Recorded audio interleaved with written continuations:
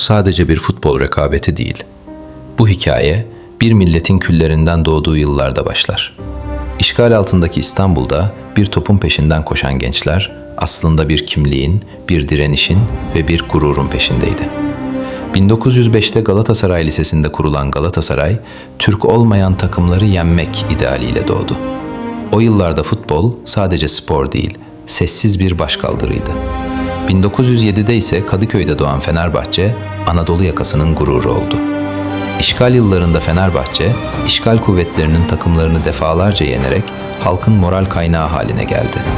Fenerbahçe, işgal döneminde İngiliz ve Fransız askeri takımlarını yendi. Maç gelirleri gizlice Kuvayi Milliye'ye aktarıldı. Atatürk'ün Fenerbahçe'yi ziyaret ettiği biliniyor.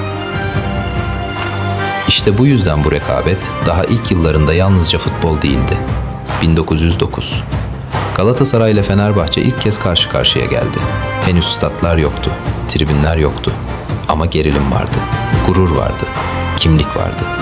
O gün atılan her gol bir semtin, bir okulun, bir dünya görüşünün golüydü.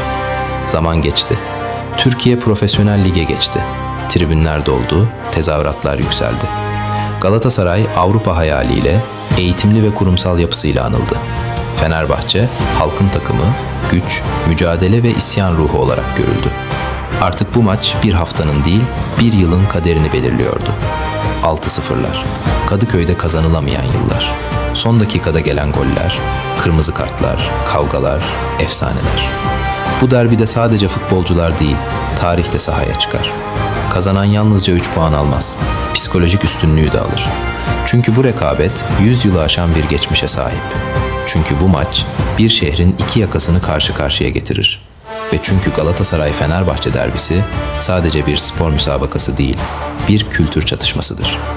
Aynı şehir, aynı bayrak, aynı tarih. Ama sahada asla aynı taraf değil. Galatasaray-Fenerbahçe, bir derbiden fazlası.